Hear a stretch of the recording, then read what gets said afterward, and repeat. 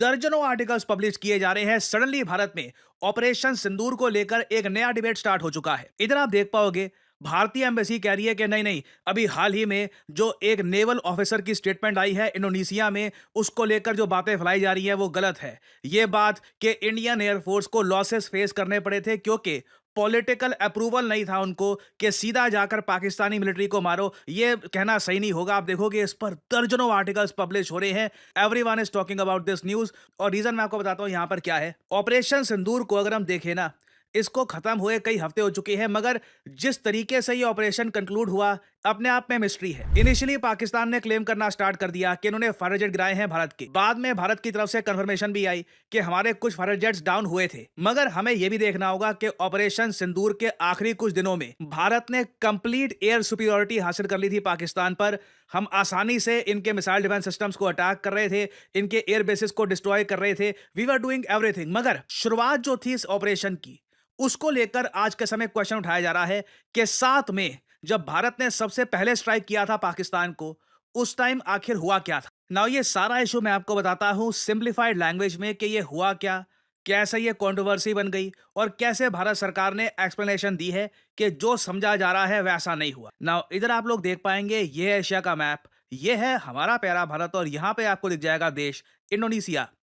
Indonesia में recently एक defence seminar हुआ जहां पर भारतीय नौसेना के भी एक कर्नल गए, शिव कुमार साहब। नाउ इस डिफेंस सेमिनार में बात ऑपरेशन सिंदूर की भी की गई। इंडोनेशियन साइड से एक ऑफिसर ने बोल दिया कि जी इंडियन एयरफोर्स का जो AWACS है उनके साथ कनेक्शन थोड़ा बहुत कट हो गया था, उस वजह से इंडियन एयरफोर्स के 6 फाइटर जेट्स यहां पर गिरे और ये लॉसेस वगैरह सब हुए ना। उसके बाद भारत की तरफ से नेवी ऑफिसर शिव कुमार साहब का बोलने का टाइम आया तो इन्होंने यहां पर यह स्टेटमेंट दी कि देखो पहली बात तो मैं एग्री नहीं करता कि इंडोनेशियन साइड से जो कहा जा रहा है कि भारत के इतने सारे फाइटर जेट्स गिर गए थे। मगर हाँ मैं मानता हूं ऑपरेशन सिंदूर के दौरान हमने एयरक्राफ्ट्स खोए थे। We did lose some aircrafts and that happened only because of the constraint given by political leadership to not attack the military establishment and their air defences. Now ये जो लाइन है ये हर media house आज के समय coat कर रहा है कि शिव कुमार साहब ने इंडोनेशिया में ये कहा कि देखिए पहले दिन में ना हमको ये कहा गया था कि सिर्फ आपको आतंकवादी जो कैंप्स है पाकिस्तान में उनको टारगेट करना है, जो हमने किया भी था पहले दिन में। भारतीय एयरफोर्स को इंस्ट्रक्शंस थी कि पाकिस्तान के एयर डिफेंसेस इनकी मिलिट्री को अटैक नहीं करना, सीधा आतंकवादी जो है उनको मारना है। और इधर यहाँ पे आप देख पाओगे ये शिव कुमार साहब यहाँ पर एक्सप्लेन कर रहे हैं कि पाकिस्तान में जो सारी लोकेशंस है ना, यहाँ पे हमने इनको टारगेट किया है। और मैं कहूंगा ऑपरेशन सिंदूर में अनफॉर्चुनेटली इंफॉर्मेशन वॉरफेयर के बारे में मैं इसलिए बार बार बोलता हूं, इंडोनेशिया में जाकर भी ना ये मैप दिखा करके कितने पाकिस्तान के ठिकानों पर हमने बॉम्बिंग करी, कितनी जगह हमने यहाँ पर स्ट्राइक्स करी, कंप्लीट भारत की एयर सुपीरियरिटी थी। तब भी इंफॉर्मेशन वॉरफेयर में सेंस अब इतने ज्यादा प्रिसाइज नहीं थे ना। बात यही की जाती है कि आपके फाइटर जेट कितने गिरे थे। अब भारत के नेवी ऑफिसर की जो आप अगर स्टेटमेंट देखोगे ना,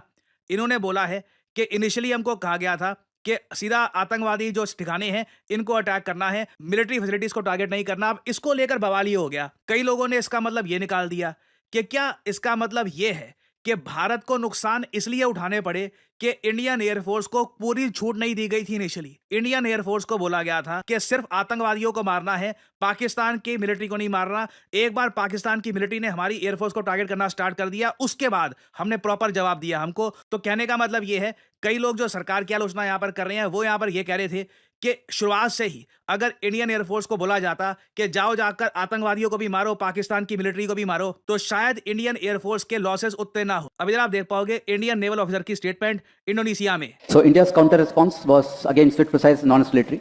So here again, there is one point I will make later too, that there was the issue of separation of enemy air defense and destruction of enemy air defense, which was not undertaken earlier because the constraints given by the political leadership was to only target the terrorist camp.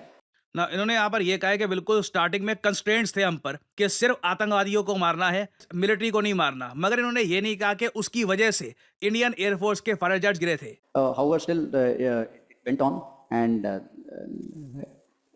so what news we know, I may not agree with Tommy when he says that India lost so many aircrafts and all that, but we all can agree that whatever losses was mentioned, it only speaks about 7th of May. और आगे ये कहते हैं कि Indonesia के जो counter part है यहाँ पर टॉमी, इससे पहले जो ये बात कर रहे थे, उन्होंने जो ये बात बोली है कि इतने लॉसेस हो गए भारत को, उससे भी एग्री करते नहीं है। बिल्कुल कुछ लॉसेस हुए थे भारत को, बट एग्जैक्टली कितने नंबर्स थे वो आज भी भारत ने दुनिया के सामने रखे हैं नहीं।